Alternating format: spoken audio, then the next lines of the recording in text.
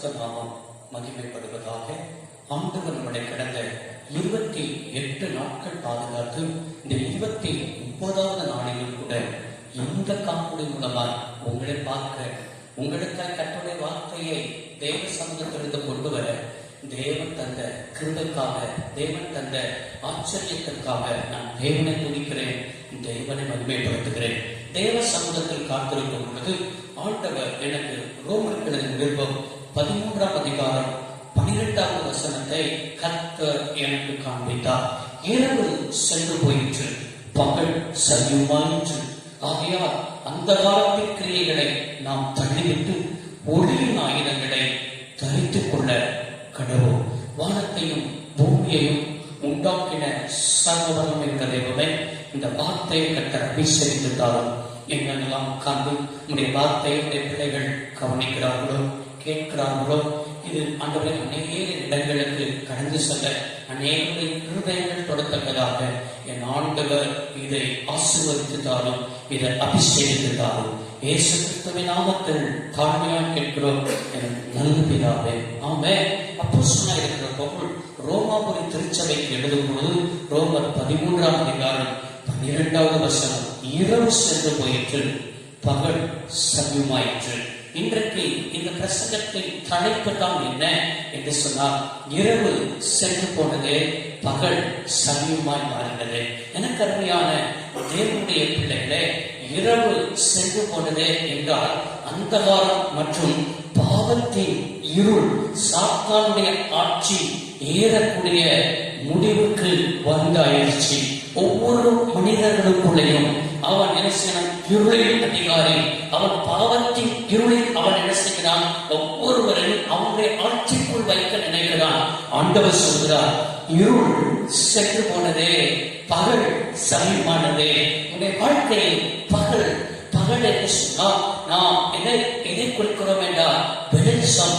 நம்முடைய ஆண்டவராக இருக்கிற தேவன் தான் என்ன செய்கிறவர் என்று சொன்னால், ஆண்டவர் அவர் வெளிச்சம் இருக்கிறார். எனவே சாத்தான் அல்லேலூயா இந்த உலகத்தை இருளாக்க, இருளின் தன்மைக்குள் மாற்றுவதற்கு அவன் போராடி கொண்டிருக்கும் பொழுது ஆண்டவர் இந்த பூமிக்கு வெளிச்சமாக இந்த பூமியில் உதயமானவர். எனவே அவர் நம்முடைய வாழ்க்கையில் எத்தனை பாவ இருளுகள், எத்தனை அந்தகார இருளுகள், எத்தனை மரண இருளுகள் நம்முடைய வாழ்க்கையில் வந்தாலும் கூட நம்முடைய தேவன் அதற்கெல்லாம் நீக்கி நம்மளை ஆண்டவர் வெளிச்சத்தின் பிள்ளைகளாய் மாற்ற தேவன் நம்முடைய வாழ்க்கையில் போதுமானவராய் இருக்கிறார் என்பதை விளங்கிக் கொள்ளுங்கள். இந்த ரோமர் 13ஆம் அதிகாரம் என்று சொன்னாலே ஆண்டவர் அதிகாரத்தை குறித்து சொல்கிறார். என்ன அதிகாரம் அப்படின்னு சொன்னால், மேலான அதிகாரத்திற்கு நாம் கீழ்ப்படிந்து இருக்க வேண்டும் என்று எழுதியிருக்கிறார். அதிகாரம் எல்லாம் தேவனால் உண்டாயிருக்கிறது என்று எழுதியிருக்கிறார். எனவே நாம் எந்த அதிகாரத்திற்கு கீழ்ப்படிய வேண்டும், யாருக்கு கீழ்ப்படிய வேண்டும், யாருக்கு நாம் கீழ்ப்படியாமல் எதற்கு நாம் அழிவிட வேண்டும் என்பதை தான் ஆண்டவர் 13ஆம் அதிகாரத்தில் பவுலை கொண்டு ஆண்டவர் நம்மளோடு கூட என்ன செய்திருக்கிறார், பேசிக் கொண்டிருக்கிறார். எனக்கருமையான தேவனுடைய பிள்ளைகளே, நம்முடைய வாழ்க்கையில் இருள் சென்று போனதே அப்படின்னு சொன்னால் என்னது? நம்முடைய வாழ்க்கையில் இருள் சென்று போக நாம் என்ன செய்ய வேண்டும் என்று சொன்னால் ஒரு 3 காரியங்கள் இருள் சென்று போக நாம் செய்ய வேண்டியவை. ரோமர் 13ஆம் அதிகாரம் 11வது வசனத்தில் இவ்வாறாய் வாசிக்கிறோம். என்ன வாசிக்கிறோம் என்றால், நித்திரை விட்டு எழுந்திருக்க வேலையாயிற்று என்று. நித்திரை விட்டு எழுந்திருக்க வேலையாயிற்று. நித்திரை அப்படின்னு சொன்னால் ஆவிக்குரிய வாழ்க்கையில் நம்முடைய வாழ்க்கையில் என்னென்ன காரியங்கள் நித்திரையா இருக்கிறதோ, ஆவிக்குரிய வாழ்க்கையில் நாம் ஓட முடியாமல், ஆவிக்குரிய வாழ்க்கையில் இதெல்லாம் நம்முடைய வாழ்க்கையில ஒரு நித்திரையின் அனுபவத்தில் பிசாசு கொண்டு வருகிறானோ, ஆண்டவர் சொல்கிறார், உடைய வாழ்க்கையில் நித்திரையை விட்டு எழுந்திருக்க வேண்டும் என்று வேலையாய் எழுந்திருக்கணும். ஆண்டவருக்காக நம்முடைய வாழ்க்கையில் இருள் கடந்து செல்ல வேண்டும், பிசாசின் இருள் நம்மளை விட்டு அகழ்ந்து போக வேண்டும் என்று சொன்னால் நாம் எழுந்திருக்க வேண்டும், கிறிஸ்துவுக்காக எழுத வேண்டும் என்பதை தான் தேவன் நம்மிடத்தில் எதிர்பார்க்கிறார். கரங்களை உயர்த்தி ஆமென் சொல்லுங்க பாப்போம். ஆமென். வெளிப்படுத்தும் விசேஷம் எபேசியர் 3ஆம் அதிகாரம் 3வது வசனத்தில் வாசிக்கிறோம். அங்கே ஒரு சபையை குறித்து ஆண்டவர் என்ன செய்திருக்கிறார், எழுதியிருக்கிறார். சந்தை சபை. அந்த சபை எப்படிப்பட்ட சபையா இருந்தது என்று சொன்னால் 3ஆம் அதிகாரம், வெளிப்படுத்தின விசேஷம் 3ஆம் அதிகாரம் 1வது வசனம்.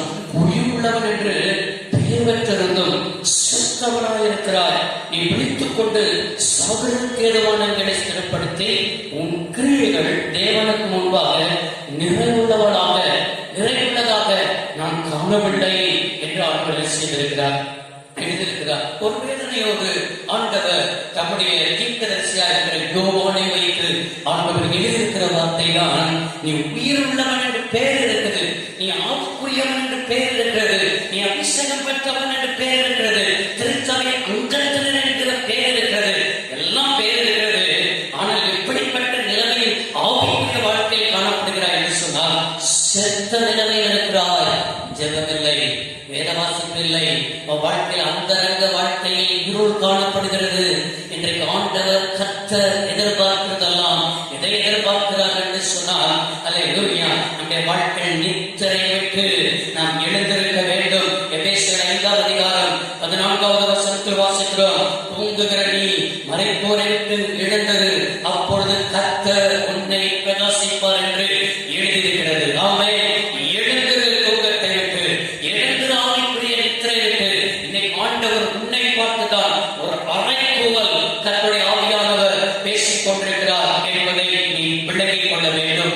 இரண்டாவது, நம்முடைய வாழ்க்கையில் இரவு சென்று போக நாம் என்ன செய்ய வேண்டும் என்றால், ரோமர் 13ஆம் அதிகாரம் 11வது வசனத்தில் இவ்வாறாய் வாசிக்கிறோம்.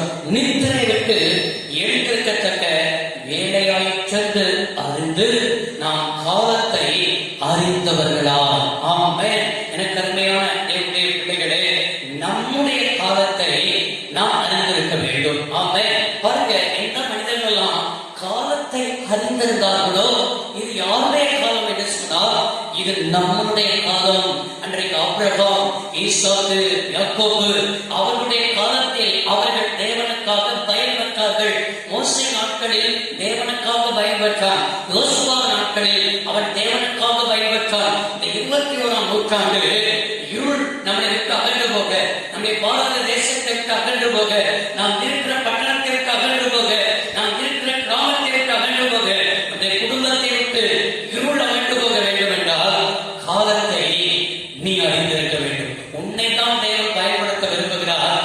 நீ இந்த காலத்தை என்ன செய்ய சொன்னால் தேவனுக்காக பயன்பட ஒரு ஆயத்தம் உள்ளவராக இருக்கணும். ஆண்டவரே, நீ என்னை பயன்படுத்தும் என்று சொல்லி தேவனுடைய கரத்தில் உன்னை அர்ப்பணிக்கும் பொழுது இந்த காலத்தை நீ பயன்படுத்தாமல் சும்மா இருந்து கொண்டிருப்பாய் என்று சொன்னால் உன்னை பயன்படுத்த சித்தம் கொண்டவர், உன்னை பயன்படுத்தி எடுத்து மற்றொரு நபரை பயன்படுத்த அவர் ஆயத்தமாயிருக்கிறார் என்பதை விலகிக் கொள்ள வேண்டும். சவுல் ஆண்டவரால் நியமிக்கப்பட்ட முதல் ராஜா. ஆனால் அவன் அந்த இடத்தை என்ன செய்வான், இழந்தது நிறுத்தமாய் ஆண்டவர் தனக்கு சித்தமான ஒரு மனிதனை தாவீதை அந்த இடத்தில் பயன்படுத்த அவர் பிரியப்பட்டவராய், தாவீதை கேட்டவனாய் ஆண்டவர் கண்டார் என்று பார்க்கிறோம். உன் காலத்தில் நீ தேவனுக்காக பயன்படணுமே தவிர உன் இடத்தில் இன்னொருத்தரை பயன்படுவதற்கு நீ என்ன செய்யக்கூடாது, அசதியாயிராது என்பதை நான் கர்த்தர் என்ன செய்து கொண்டிருக்கிறார், பேசிக் கொண்டிருக்கிற காலத்தை அறிந்து கொள்ளுங்கள். நம்மை பாருங்க, உதாரணம் சொல்கிறேன். ஒரு விவசாயி செய்கிற நாட்களை பாருங்க. ஏற்ற நாட்களை என்ன செய்வதற்கு, அந்த நிலத்தை பண்படுத்துவதற்கு உழ வேண்டியது இருக்கிறது. உழவு ஏற்ற நாட்கள் உழ வேண்டியது இருக்கிறது. ஏற்ற நாட்கள் விதை வேண்டியது இருக்கிறது. விதை விதைத்து முளைத்த பின்பு ஏற்ற நாட்கள் களை எடுக்க வேண்டியது இருக்குது. களை எடுக்காமல் பயிரை விட்டு விடுவோம் என்று சொன்னால் அந்த பயிர் ஒன்றுக்கு உதவாமல் பயிரிடும். அப்ப களை எடுத்து அந்த ஏற்ற நாட்களில் என்ன செய்ய முரண்பட வேண்டியது இருக்கிறது. இதெல்லாமே அதனின் காலத்தில் என்ன செய்ய வேண்டியிருக்கிறது. செய்யும் பொழுதுதான் அதுல நல்ல பயிர்களை என்ன செய்ய முடிகிறது, எதிர்பார்க்க முடிகிறது, நல்ல பயிர்களை கொடுக்கிறதா இருக்கிறது. இதே போல ஆவிக்குரிய வாழ்க்கையிலையும் அதினரின் காலத்துல நம்ம என்ன செய்யணும்னு சொன்னா அதினரின் கனிகளை நம்ம கொடுக்கிறவளாய் காணப்பட வேண்டும். நாமே அன்றைக்கு மொர்தெக்காய் எஸ்தர் ராஜாத்தியை குறித்து சொல்லும் பொழுது, எஸ்தர் ராஜாத்தி இப்பொழுது ராஜஸ்தானத்தில் இருந்து கொண்டிருக்கிறார். மொர்தெக்காய் தன்னுடைய எஸ்தர் இடத்தில் சொல்லும்போது எஸ்தர் 4ஆம் அதிகாரம் 14வது வசனத்தில், நீ இந்த காலத்தில் மௌனமாய் இருந்தால் யூதருக்கு சகாயமும் ரட்சிப்பும் வேறொரு இடத்தில் இருக்கும், அப்பொழுது நீயும் உன் தகப்பன் குடும்பத்தாரும் அழிவீர்கள். நீ இப்படிப்பட்ட காலத்திற்கு உதவியாக இருக்கும்படிக்கு உனக்கு ராஜ்யமின்மை கிடைத்திருக்கலாமே, யாருக்கு தெரியும் என்று சொல்லி சொல்ல சொன்னான். ஆமே, இந்த காலம் நீ ராஜ்யமின்மையில் இருக்கிறையே, இந்த காலத்தில் மௌனமாய் இருந்தால் யூதருக்கு ரட்சிப்பு வேறொரு இடத்துல கூட வரலாம், உன் ஜனம் அழிந்து போகும். அதே போல இந்த காலத்தில் நீ மௌனமாய் இருப்பால் உன் கிராமம் அழிந்து போகும், உன் பட்டணம் அழிந்து போகும், உன் திருச்சபை அழிந்து போகும். நீதான் தேவனுக்கு உன் காலத்தை என்ன செய்ய வேண்டும்? பயன்படுத்த வேண்டும். காலத்தை அறிந்து தேவனுக்காக பயன்பட, இருள் விலக, வெளிச்சத்தின் பிள்ளையாக இருக்க தேவன் அழைக்கிறார். என்ற வசனத்தில் வாசிக்கிறோம், அவன் தன் காலத்தில் தன் கனியை தந்து இளையமாக இருக்கிற மரத்தை கொடுப்பான், அவன் செய்வதெல்லாம் வாய். ஆமென். தன் காலத்துல தன் கனியை தருகிறவர்களாக நீங்கள் இருக்க தேவன் உங்களை எதிர்பார்க்கிறார். கரங்களை உயர்த்தி ஆமென் சொல்லுங்க. மூன்றாவது, நம்முடைய வாழ்க்கையில் இருள் விலகி போக வேண்டும், இருள் அகன்று போக வேண்டும் என்று சொன்னால், அதே ரோமர் 13ஆம் அதிகாரம் 12வது வசனத்தில் இவ்வாறு வாசிக்கிறோம், இருள் சென்று போயிற்று, பகல் சமயமாயிற்று, ஆகையால் அந்த காலத்தின் கிரியைகளை நாம் தள்ளிவிட்டு, அந்த காலத்தில் கிரியைகளை நாம் தள்ளிவிடுகிறவர்களாக காணப்பட வேண்டும். ஆண்டவர் எதெல்லாம் இருக்கிறாரோ அந்த காலத்தில் நம்முடைய ஆண்டவருடைய கண்கள் நம்மளை பார்த்துக் கொண்டிருக்கிறது என்கிற அறிவு ஒரு கிறிஸ்தவனுக்கு, ஒரு ரட்சிக்கப்பட்ட தேவ பிள்ளைகளுக்கு காணப்பட வேண்டும். நாம் நினைப்போம், இந்த அந்த காலத்தில் 10க்கு ரூபு இல்லைன்னா கல்யாண ஒரு அறையில் நாம் செய்கிற காரியங்கள், நாம் பார்க்கிற வீடியோக்கள், நாம் லைக் பண்ணுகிற காரியங்கள், நாம் ஷேர் பண்ணுகிற காரியங்கள் எல்லாம் யாருக்கு தெரியும் என்று சொல்லி நாம் நினைப்போம். ஆனால் பூமியிற்கும் சுற்றி பார்க்கிற தேவனுடைய கண்களுக்கு மறைவானது ஒன்றும் இல்லை என்கிற அறிவு நமக்குள் இருந்தால் மாத்திரம்தான் இருள் விலகி பகல் நம்முடைய வாழ்க்கையை உண்டாகும் என்பதை விளங்கிக் கொள்ளுங்கள். அந்த கால அப்படிங்கிறத ஒரு கிரியை இருக்கு. நிறைய பேருடைய வாழ்க்கையில வெளியரங்கம் ஒன்று இருக்குது, அந்த காலம் இருக்கிறது. வெளியரங்கத்துல பரிசுத்தவான்களை போல இருப்பார்கள். ஆனால் அந்த காலம் வந்து நமக்கும் தேவனுக்கும் தனிப்பட்ட ஒரு சொன்னால் ஒரு பகுதி இருக்கிறது. இந்த பகுதி யாருக்கும் தெரியாமல் இருக்கும். ஆனால் நாம் யார் என்பதை நமக்கும் தெரியும், நம்முடைய ஆண்டவருக்கும் தெரியும், விசுவாசமும் தெரியும். அல்லேலூயா. எனவே அந்த காலத்தில் வாழ்க்கை எப்படி இருக்கிறது? உன்னிடத்தில் ஒரு குறை உண்டு அல்லவா?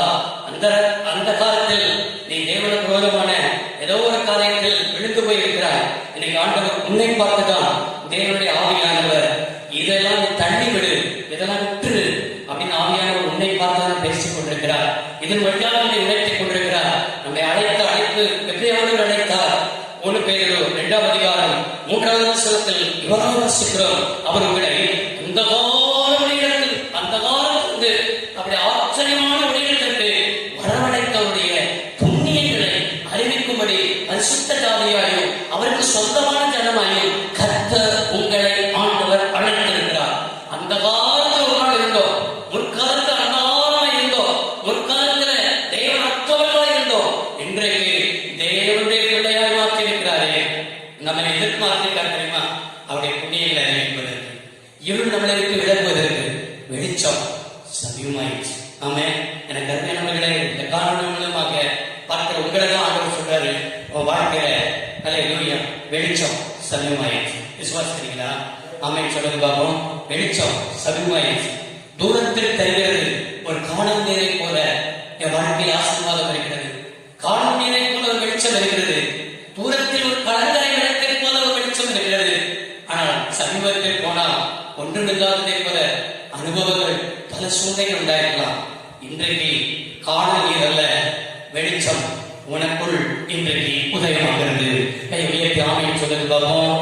ஆமை. சரி, முதலாவது இரவு சென்று போக நாம் என்ன செய்ய வேண்டும்? 2வது ஒரு பகுதி, நாம் பகல் சமயமாய் இருப்பதினால், பகல் சமயமாய் வந்துவிட்டது, பகல் சமயமாய் இருப்பதினால் என்ன ஆசீர்வாதம் என்பதை மாத்திரம் சில காரியங்களை மாத்திரம் வாசித்து நாம் ஜெபித்து நிறைவு செய்யலாம் என்று நினைக்கிறேன்.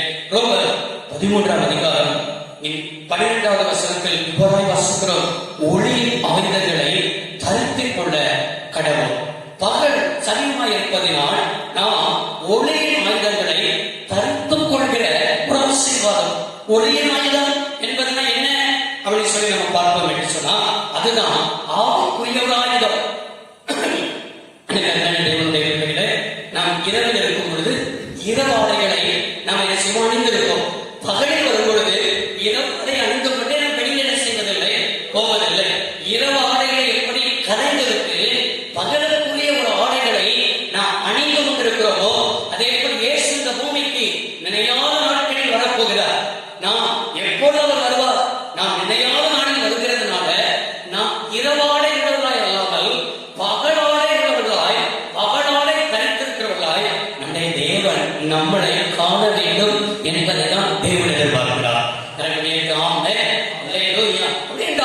ஆவிக்குரிய ஆயுதங்களை நாம் தரித்துக் கொள்ள வேண்டும். ஆவிக்குரிய ஆயுதம் என்ன? அதே என்ன செய்யற அப்போஸ்தலனாய் இருக்கிற பவுல் எபேசு சபைக்கு எழுதுகிறார். எபேசு சபைக்கு எழுதும் பொழுது எபேசு 6ஆம் அதிகாரம் 14 18 வரை அந்த என்ன செய்கிறார் என்று சொன்னால், அல்லேலூயா, நம்முடைய ஆவிக்குரிய ஆயுதங்களை எப்படி தரித்துக் கொள்ளணும், என்ன ஆவிக்குரிய ஆயுதங்கள், என்ன ஆசீர்வாதம் என்பதை ஆண்டவர் பேசுகிறார். அங்கே நீங்கள் வாசித்து பார்க்கிறீர்கள் சொன்னால், ஆவிக்குரிய வஸ்திரம், அதாவது சத்தியம் என்னும் கச்சை நாம் என்ன செய்யணும், அணிந்திருக்கிறவர்களா. அது எதற்கு அப்படி சொல்லி நம்ம பார்ப்போம் என்றால், ஆவிக்குரிய வஸ்திரங்கள் விழாமல் இருப்பதற்கு பயன்படுத்துகிறது தான் சத்தியம் என்னும் கச்சை. இரண்டாவது, நம்முடைய பரிசுத்தம் குறையாமல் இருப்பதற்கு பயன்படுகிறது தான் நீதி என்னும் மார்க்க சபம். மூன்றாவது, நம்முடைய வாக்குத்தத்தங்கள் கீழே இல்லாமல் இருப்பதற்கு பயன்படுகிறது தான் விசுவாசம் என்னும் கேடகம். நான்காவது, நம்முடைய சுவிசேஷம் பாதி வழியிலே நின்று போகாமல் இருப்பதற்கு பயன்படுகிறது தான் ஆயத்தம் என்னும் பாதரட்சை. ஐந்தாவது, நாம் கொடுக்கப்பட்ட தேவனுடைய வார்த்தை மறந்து போகாமல் இருப்பதற்கு பயன்படுகிறது தான் ரெட்சையம் என்னும் தலைசீரா. ஆறாவது, நமக்கு அடிக்கடி தொல்லை கொடுக்கும் நம்முடைய எதிராளியாக இருக்கிறதான பிசாசை வெட்டுவதற்காக தான் வேதவசனமாக இருக்கிறதான ஆவியும் பட்டயம். ஏழாவது, நம்முடைய ஆவிக்குரிய வீடு இடிந்து விடாமல் இருப்பதற்காக தான் ஆண்டவர் ஜெபம் என்கிறதான ஒரு பெரிய ஆயுதத்தை கட்ட வைத்திருக்கிறார். இதுதான் நம்முடைய வாழ்க்கையில் ஒளியின் ஆயுதம், இதுதான் ஆவிக்குரிய ஆயுதம், இதுதான் தேவன் தருகிற வெளிச்சத்தின் பிள்ளைகளா. அதாவது பகல் சமயமாய் இருக்கிறதுனால தேவன் நமக்கு தந்திருக்கிற ஆசீர்வாதம் என்பதை மறந்து போகாதீர்கள். ஆமே சொல்லலாமா? இரண்டாவது, பகல் சமயமாயிடுச்சு. ஆமே, பகல் உதயமாயிடுச்சு. அதனால என்ன ஆசீர்வாதம்? அதே ரோமர் 13ஆம் அதிகாரம் 13ஆம் வசனத்தில் இவ்வாறாக வாசிக்கிறோம்.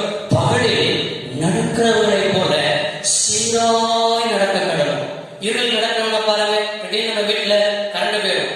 இன்வெர்டர் இருந்தா பிரச்சனை இல்லை, இல்ல கையில செல்போன் இருந்தா பிரச்சனை இல்லை, டார்ச் லைட் இருந்தா பிரச்சனை இல்லை. ஒண்ணுமே இல்லாம இருக்கும்போது, ஒண்ணுமே இன்வெர்டர் இருந்தா ஒண்ணுமே இல்லை. ஆனா நம்ம அந்த நேரத்துல போய் ஏதாவது விளக்க விஷயம் பத்த வைக்க நம்ம தேடுவோம். எப்படி தேடுவோம் அப்படின்னா, அப்படியே கையை என்ன செய்வோம், அப்படியே தடவிட்டே என்ன செய்வோம், சீராவா நடப்போம். அல்லேலூயா. எந்த இடத்துல இருந்தாலும் கூட நமக்கு தெரிந்தாலும் கூட அந்த இடத்துக்கு போவதற்கு தவண்டு தவண்டு தவண்டு தவண்டுதான் என்ன செய்வோம், போவோம். ஏன் அப்படின்னா இருள் இருக்கிறது, இருள் சூழ்ந்து உள்ளது. அதே போலதான் நம்முடைய வாழ்க்கையில இந்த இருள் மட்டும் வந்துருச்சுன்னா என்ன நடக்கும் தெரியுமா? ஆவிக்குரிய வாழ்க்கை இருள் வந்துருச்சுன்னா இப்படிதான் தவண்டு தவண்டு தவண்டு தவண்டு தடுமாறி, சில சமயத்துல பொருளை கட்டும், சில சமயத்துல கீழே கூட விழுந்துருவோம். சில சமயத்துல ஏன் நம்முடைய வாழ்க்கையில தடுமாற்றங்கள் வருகிறதுனா இருள் சொந்த நிலைமைதான். பகல் உன் வாழ்க்கையில சமூகமாயிடுச்சு, இனிமேல் உன் வாழ்க்கையில தடுமாற்றங்கள் என்பதில்லை. நம்முடைய வாழ்க்கை சீராய் நடக்கப்படுவார். சீராய் நம்முடைய வாழ்க்கையில நடந்து வருவதற்கு தேவ ஆவியானவர் நம்முடைய வாழ்க்கையில வெளிச்சமாய், வெளிச்சமாய் நம்முடைய ஆண்டவராய் இயேசு அவர் உனக்குள்ள இருக்கிறார். அவர்தான் வெளிச்சத்தை உண்டாக கடவுள்னு சொன்னார். அவர்தான் நீங்கள் அல்லேலூயா. எனவே நம்முடைய வாழ்க்கையை வெளிச்சம், நம்முடைய வாழ்க்கையை உதயமாகும் பொழுது எபேசியர் 5ஆம் அதிகாரம் 8ஆம் வசனத்தில் எவ்வாறாக வாசிக்கிறோம்? கர்த்தருக்குள் வெளிச்சமாயிருங்கள், வெளிச்சத்தின் பிள்ளைகளாக செய்யுங்கள், நடந்து கொள்ளுங்கள். வெளிச்சத்தின் பிள்ளைகளாக நடந்து கொள்ளும் போது கடிகாரத்து, வெறி, வேசித்தனம், காமவிகாரம், வாக்குவாதம், போராமை. இதுல நம்ம கடைசியில என்ன இருக்கு தெரியுமா? இந்த போராம இருக்கும், வாக்குவாதம் இருக்கும். ரட்சிக்கப்பட்டவனுக்குள்ள இந்த 2 காரியத்தை செய்யும். அல்லேலூயா. வாக்குவாதம், நான் அப்படின்னு என்ன செய்யுது? வாக்குவாதம், போராம உள்ளத்துக்குள்ள. ஐயோ, இந்த ஒரு மாதிரி அபிஷேகம் பண்ணோம்னா போறாம, வேதத்தை வாசித்தோம்னா போறாம, பாட்டு போடணும்னா போறாம, அல்லேலூயா. ஏதாவது ஒரு மாதிரி காரியங்கள் பின்னவா போனா போறாம, அல்லேலூயா. இதெல்லாம் நீ வெளிச்சத்திற்குள்ள உனக்குள்ள பகல் சமயமாயிடுச்சு, உன்னை சீரா நடக்க பண்ணணும். இதெல்லாம் என்ன செஞ்சிடணும்? விட்டு உனக்குள் பகல் சமயமாயிடுச்சு, சீராய் நடந்து அவருக்கு பின்னால அவர் காட்டுகிற பாதையில் நடக்கத்தான் தேவனை என்ன செய்திருக்கிறார்? அழைத்திருக்கிறார். கரங்களை உயர்த்தி ஆமென். 3வது வாக்கியம் வாசித்து நம்மளுக்கு நேரம் குறைவா இருக்கிறதால ஜெபித்து முறை நிறைவு செய்வோம். ரோமர் 13ஆம் அதிகாரம் 14வது வசனத்தில் இவ்வாறாக வாசிக்கிறோம். துர்ச்செயலுக்கு இடங்கொடாமல் உடலை பேணாமல் இருந்து கர்த்தராகிய இயேசுவை தரித்துக் கொள்ளுங்கள். ஆமென். துர்ச்செயலுக்கு நம்மளை பார்க்கணும், நிறைய பேர் மற்றவரை கவரணும் அப்படிங்கிறதுக்காக உடலை பேணுகிற அனுபவத்தில் காணப்படும். அதனால உடலை பேணறதுக்காக நிறைய பேர் ஒரு மாதிரி ஸ்டைல போகணும்னு நினைக்கல. மற்றவர்கள் நம்மளை பார்க்கணும், மற்றவர்களை விட பண்ணணும் அப்படிங்கிறதுனால நம்ம என்ன செய்யக்கூடாது? இல்லாமல் கர்த்தராகிய இயேசுவை தரித்துக் கொள்ளுங்கள் அப்படின்னு ஆண்டவர் சொல்லியிருக்கிறார். 3வது பகல் சமயமாக இருக்கிறதுனால கிறிஸ்துவை வெளிப்படுத்துவதால் நம்ம என்ன செய்வோம்? காணப்படும். எபேசியர் 4ஆம் அதிகாரம் 22 24 வரை பழைய மனுஷனை களைந்து போட்டு புதிதான ஆவி உள்ளவர்களாய் தேவனுடைய சாயலாக சிருஷ்டிக்கப்பட்ட நீங்கள் புதிய மனுஷனை செய்யுங்கள், தரித்துக் கொள்ளுங்கள். புதிய மனுஷன் நம்ம ரட்சிக்கப்பட்ட பிறகு பழையவர்களெல்லாம் ஒழிந்து போன, எல்லாம் புதியவர்களாயின. நீங்கள் கிறிஸ்துவுடையவர்கள், நீங்கள் கிறிஸ்துவுடைய சிந்தைகளுக்குள்ள இருக்கணும். அதுதான் ஆசீர்வாதம். அப்பதான் கூட ஆண்டவர் என்ன செய்வார்? இருப்பார். என்று சொன்னால் நீங்க எப்படி கிறிஸ்துவை வெளிப்படுத்த முடியும் அப்படின்னு சொன்னால் 1 யோவான் 4ஆம் அதிகாரம் 8வது வசனத்துல வாசிக்கிறோம். தேவன் அன்பாகவே இருக்கிறார். ஆமென். நம்ம எப்படி தேவனை வெளிப்படுத்துவது அப்படின்னா, அவரை போல நீல ட்ரெஸ். நிறைய பேர் நினைச்சுவாங்க இயேசுநாதருடைய படத்தை பார்த்தாலே அவரை போல ஒரு மாதிரி நீல ட்ரெஸ், மேல இருந்து கீழே அங்கி ஒரு மாதிரி குறுந்தாடி எப்படிலாம் வந்தாச்சுன்னா என்னது? இயேசுநாதருடைய படம், இதுதான் இயேசுநாதர் அப்படின்பாங்க. அதெல்லாம் அல்ல. இதெல்லாம் என்ன சொன்ன படத்துல கட்டுவது. ஆனா தேவனை நாம் எப்படி வெளிப்படுத்துவது அப்படின்னா, தேவன் அன்பாகவே இருக்கிறார். நாம் அன்புள்ளவர்களா இருந்தோம்னா, மற்றவர்களை நேசிக்கிறவர்களா இருந்தோம்னா, உன்னை நேசிக்கிறதே போல நீ பிறரை நேசி. இதுதான் நியாயப்பிரமாணம், தீர்க்கதரிசனம், அல்லேலூயா, 10 கட்டளை எல்லாமே செஞ்சிருக்குது. அதெல்லாம் அடங்கியிருக்குதுன்னு சொல்லி ரோமர் 13ஆம் அதிகாரம் 9வது வசனத்தில் என்ன வாசிக்கிறோம்? அல்லேலூயா. உன்னிடத்தில் அன்பு கூறுவது போல பிறரிடத்திலும் அன்பு கூறுவாயாக என்கிற ஒரே வார்த்தையிலே தொகை அடங்கியிருக்கிறது. அன்பானது பிறனுக்கு பொல்லாங்கு செய்யாது. ஆதலால் அன்பு நியாய பிரமாணத்தின் நிறைவேறுதலாக இருக்கிறது. இந்த ஒண்ணிலே நீங்க ஒன்னை கடைபிடிச்சாலே, உன்னிடத்தில் அன்பு கூறுவது போல நீ பிறரிடத்தில் அன்பு கொடுத்தாலே, நியாய பிரமாணம், தீர்க்க தரிசனம் எல்லாமே நீ என்ன செஞ்சுட்ட? கடைபிடிச்சுட்ட. அந்த ஒன்றுக்குள்ளே எல்லாத்தையும் என்ன செஞ்சிருக்குது? அடங்கி இருக்குது. நீ கிறிஸ்துவை வெளிப்படுத்துவதாக, கிறிஸ்துடைய சிந்தைகளாக, கிறிஸ்து உன் மூலமா மகிமைப்படுகிறவரா என்ன செய்வார்? இருப்பார். ஆமென் சொல்லுங்க. கிறிஸ்துவை வெளிப்படுத்தா அல்லேலூயா. நீங்க உன்னை நேசிக்கிறத போல பிறரை நேசிங்க. ஒரே ஒரு வசனத்தை மட்டும், உங்களுக்கு ஒரு வார்த்தையை மாத்திரம் சொல்லி தைரியப்படுத்தி நான் இந்த வார்த்தையை நிறைவு செய்ய நேசிக்கிறேன். அன்பாய் நான் எதிர்பார்க்கிறேன். ஏசாயா தீர்க்கதரிசன புத்தகம் 60ஆம் அதிகாரம் நீங்கள் திருப்பிக் கொள்வீர்கள் என்று சொன்னால் 60ஆம் அதிகாரம் 19, 20. இனி சூரியன் உனக்கு பகலிலே வெளிச்சமாயாமல், சந்திரன் தன் வெளிச்சத்தால் உனக்கு பிரகாசியாமலும், கர்த்தரே உனக்கு நித்திய வெளிச்சமும் தேவனே உனக்கு மகிமையுமாய் இருப்பார். உன் சூரியனை அஸ்தமிப்பதில்லை, உன் சந்திரன் மறைவதுமில்லை. கர்த்தரே உனக்கு நித்திய வெளிச்சமாயிருப்பார். உன் துக்க நாட்கள் முடிந்து போகும். ஆமென். கர்த்தரே உனக்கு நித்திய வெளிச்சமாயிருப்பார். உன் துக்க நாட்கள் முடிந்து போகும்னா, இரவு சென்று போனது, பகல் சமயமானது. ஆமென். கர்த்தரே உனக்கு நித்திய வெளிச்சமாயிருந்து உன் துக்க நாட்கள் முடிந்து போக கர்த்தர் கிருபை தருவார். வானத்தையும் பூமியையும் உண்டாக்கள் சர்வ வல்லமையுள்ள தெய்வமே, இந்த வார்த்தை இந்த காணொளி எங்கெல்லாம் உட்கார்ந்து என் பிள்ளைகள் உடைய வார்த்தையை கேட்டார்கள். பகல் ஆண்டவரே சமயமானது, இரவு சென்று போனது அப்படின்னு சொல்லி என்னோடு கூட பேசியிருக்கிறப்பா. உடைய பிள்ளைகளுக்கு கர்த்தரே நித்திய வெளிச்சமாய் இருப்பேன். ஆண்டவரே உன் துக்க நாட்கள் முடிந்து போகும் என்று சொன்ன வார்த்தையின்படி இந்த வார்த்தையை எங்கெல்லாம் உட்கார்ந்து ஆண்டவரை துக்கத்தோடு வேதனையோடு இந்த வாழ்க்கையில உள்ள பிரச்சனையை போல யாருக்கும் இல்லை என்று சொல்லி கண்ணீரோடு பிள்ளைகள் கேட்கிறார்களோ, பிள்ளைகளுடைய வாழ்க்கையில நீரே நித்திய வெளிச்சமாய் இருக்கப்பா. துக்க நாட்களுடைய பிள்ளைகளுடைய வாழ்க்கையில் இப்பொழுதே இந்த வார்த்தையை கேட்கும் பொழுதே முற்றிட்டு போவதாக. உடைய பிள்ளைகளுக்கு தான் குமாரன் பரிசுத்தாவி நாமத்தில் உடையக்காரா என்ற அடியை நான் ஆசீர்வதிக்கிறேன். இந்த ஆசீர்வாதம் அவர் மேல் படிப்பதாக. பிள்ளைகளை தொடர்ந்து வழி நடத்துகிறார்கள். இயேசு கிறிஸ்துவின் நாமத்தில் வேண்டி கேட்கிறோம் நல்ல பிதாவே.